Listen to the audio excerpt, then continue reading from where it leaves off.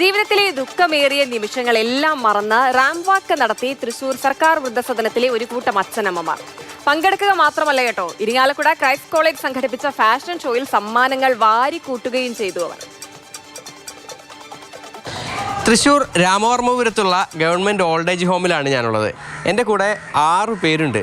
ഈ 6 പേരും ചില്ലറക്കാരല്ല, അവർ കട്ട പെർഫോമേഴ്സാണ്.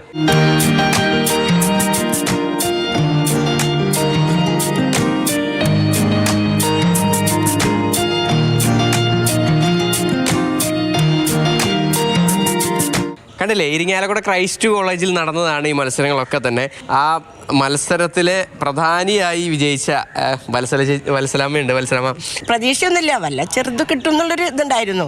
പക്ഷെ അതും നമുക്ക് ഇതിപ്പോൾ നമുക്ക് പറയാൻ പറ്റാത്തൊരു ചെറുപ്പത്തിലേ ഇഷ്ടമാണ് കലോട്. പക്ഷെ അന്നത്തെ സാഹചര്യം നമുക്കൊന്നും ചെയ്യാൻ പറ്റില്ല. പക്ഷെ ഇപ്പം ഈ 74-ാം വയസ്സിലാണ് റാമ്പ് വാക്ക് കിട്ടിയത്. അത്രയേ നമുക്ക് പറയാനുള്ളൂ. പിന്നെ ഞങ്ങളുടെ സൂപ്രണ്ട് വിട്ടു. പിന്നെ ഞങ്ങൾക്ക് എല്ലാം ഞങ്ങളുടെ പ്രസ്സിന് മുകളിൽ ആ കുട്ടി വന്നതിന് ശേഷം ഞങ്ങൾ ഇതിനെല്ലാം നമ്മുടെ മനസ്സിലുള്ളതെല്ലാം പുറത്തേക്ക് വന്നത്. അപ്പോൾ അവിടെ കുട്ടികളും അവിടുത്തെ അച്ഛന്മാരും ഒക്കെ പറഞ്ഞിരിക്കുന്നത് അടുത്ത പ്രാവശ്യം കൂടി വാങ്ങിക്കുന്നതാണ്. ഞാൻ പറഞ്ഞു ജീവിച്ചിരിക്കുന്നുണ്ടെങ്കിലല്ല, അറിയില്ലല്ലോ എപ്പോഴാണ് മനുഷ്യൻ്റെ. ഞാനാണെങ്കിൽ ഒരു ക്യാൻസർ രോഗിയാണ്. 18 കൊല്ലമായി ഓപ്പറേഷൻ കഴിഞ്ഞിട്ട് എൻ്റെ കൈ മിൽക്കുക. അടുത്ത പ്രാവശ്യം നമ്മളിപ്പോൾ ഇരിക്കും. അപ്പം ഇത് കട്ട പെർഫോമറാണ്, മികച്ച നടനൊക്കെ ആയിരുന്നു. ശരീരം തളർന്നു കിടന്നിരുന്ന വ്യക്തിയാണ് ഞാൻ. അപ്പോൾ അതിനെ എഴുന്നേൽപ്പിച്ച് ഇവിടെ വന്നു. ഇതൊക്കെ ദൈവം നൽകിയ ദാനം മാത്രമാണ്. അതിന് ഉത്തരവാദിയായത് പ്രസിമോളാണ്. അവൾ വന്നിട്ട് ഓരോ ഭാഗങ്ങൾ കാണിച്ചു തരും, നമ്മൾ ചെയ്യുന്നു മാത്രം. നമ്മൾ നമ്മുടെ കഴിവനുസരിച്ച് ചെയ്യുക. പിന്നെ മുന്നിലെത്തണതും ഇതൊക്കെ ഇത് ദൈവത്തിൻ്റെ കഴിവാണ്. എന്തായിരുന്നു അവിടെ ചെയ്തത്? ഞാനൊരു പാട്ട് പാടും. ഇപ്പൊ ഒരു പാട്ട് പാടിയാലോ? എനിക്ക് പ്രൈസ് ഒന്നും കിട്ടിയില്ല കേട്ടോ. ദേവി ശ്രീദേവി തേടി വരുന്നു ഞാൻ, നിന്റെ വാലയവാതിൽ തേടി വരുന്നു ഞാൻ.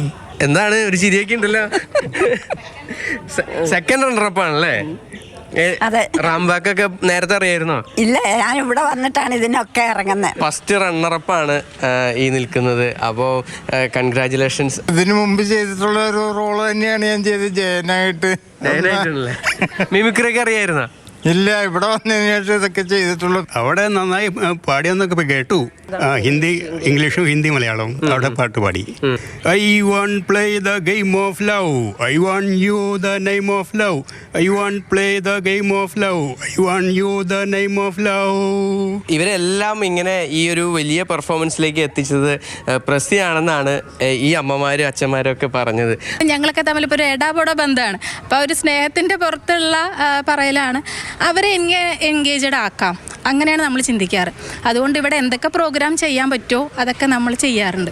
അത് പക്ഷേ അത്രയും എഫേർട്ട് എടുത്ത് അവർ പഠിക്കുന്നുള്ളതാണ്. 4 മണിക്കൊക്കെ എണീറ്റിട്ട് ഡയലോഗ് പഠിക്കുന്ന ടീമുകളാണ്.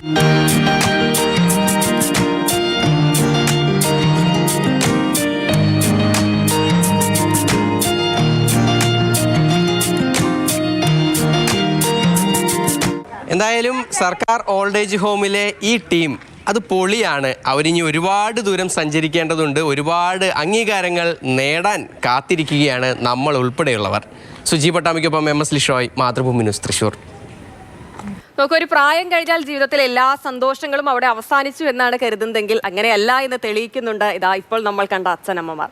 ഒരു പ്രായം വെറും നമ്പർ മാത്രമാണെന്ന് തെളിയിച്ച് റാമ്പിൽ ചുവട് വെക്കുന്നതും അതുപോലെ തന്നെ പാട്ട് പാടുന്നതും മറ്റ് വിശേഷങ്ങൾ പറയുന്നതും ഒക്കെ എന്ത് രസകരമായിട്ടാണല്ലേ.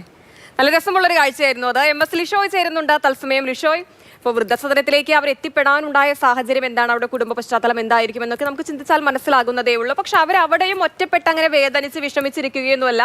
ആ സമയം അങ്ങനെ എൻജോയ് ചെയ്ത് അങ്ങനെ നടക്കുകയാണ്, റാമ്പിൽ തിളങ്ങി. അത് മാത്രവുമല്ല, അവർക്ക് അവിടെ മറ്റൊരു മകളെ കിട്ടിയിട്ടുണ്ട്. എത്ര സ്നേഹത്തോടെയാണ് പ്രസിയെ കുറിച്ച് അവർ സംസാരിക്കുന്നത്. അത് മറ്റൊരു സ്നേഹത്തിന്റെ കാഴ്ച കൂടിയായി മാറുകയാണ്.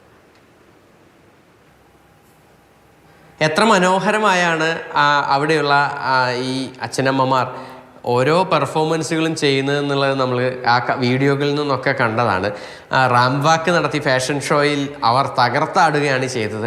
ഈ ഒരുപാട് ദുഃഖങ്ങൾ മനസ്സിൽ പേറിയാണ് ഓരോരുത്തരും ആ ഒരു ഓൾഡ് ഏജ് ഹോമിൽ ജീവിക്കുന്നത്. പക്ഷേ അതൊക്കെ തന്നെ മറക്കാൻ പഠിപ്പിക്കുകയാണ് അവിടെയുള്ള ജീവനക്കാർ ഇപ്പോൾ. അത്രത്തോളം അവരെ എൻ്റർടൈൻ ചെയ്യിക്കാനുള്ള കാര്യങ്ങളൊക്കെ തന്നെ അവർ ചെയ്യുന്നുണ്ട് എന്നുള്ളതാണ്. അതിൻ്റെ ഒരു ഭാഗമായി തന്നെയാണ് ഇരിങ്ങാലക്കുട ക്രൈസ്റ്റ് കോളേജിൽ നടന്ന നിറം പരിപാടിയുടെ ഭാഗമായി ഫാഷൻ ഷോയിൽ പങ്കെടുക്കാനായി ഈ കൂട്ടം അവിടെ നിന്ന് പോയത്. 6 പേരടങ്ങുന്ന സംഘം അവിടെ നിന്ന് പോയി ഏറ്റവും പ്രധാനപ്പെട്ട ടൈറ്റിൽ സമ്മാനങ്ങളൊക്കെ തന്നെ അവർ നേടി തിരികെ വരികയുമാണ് ചെയ്തത്. എന്തായാലും വളരെ സന്തോഷത്തോടു കൂടിയാണ് ഇപ്പോൾ അവർ അവിടെ കഴിയുന്നത്. കഴിഞ്ഞ കാലത്തെ സങ്കടങ്ങളും അവർക്ക് ബാക്കിയുള്ള ദുഃഖങ്ങളും ഒക്കെ തന്നെ അവർ ഉള്ളിൽ ഒതുക്കിക്കൊണ്ട് അതിനെല്ലാം മറന്നുകൊണ്ട് ഇപ്പോൾ പുതിയൊരു ജീവിതത്തിലേക്ക് കടന്നിരിക്കുകയാണ്. നാടകവും കാലങ്ങളുടെ ഒരുപാട് വേദനകൾ അവരുടെ മനസ്സിലുണ്ട്. പക്ഷെ അതിനെല്ലാം മറന്ന് ഇനിയിപ്പോ കഴിഞ്ഞത് കഴിഞ്ഞു, അതിനെക്കുറിച്ച് കുറച്ച് വേദനിച്ചിരുന്നിട്ട് കാര്യമില്ലല്ലോ. അവരങ്ങനെ സന്തോഷം കണ്ടെത്തുകയാണ് ആ ജീവിതത്തിൽ. പ്രസി എന്ന പേര് എടുത്തു പറഞ്ഞേ ഉള്ളൂ എന്ന് കേട്ടോ. കാരണം മറ്റാളുകൾ കൂടി അവിടെ ഉണ്ട്, അവർക്ക് കട്ട സപ്പോർട്ടായി, അവർക്ക് സ്നേഹം പകരാൻ. അങ്ങനെ ഒരുപാട് പേരുടെ സ്നേഹം ഏറ്റുവാങ്ങി കൂടിയാണ് അവരങ്ങനെ സന്തോഷത്തോടെ മുൻപോട്ട് പോകുന്നത്. അതുകൂടിയാണ് അവരുടെ ഊർജ്ജം.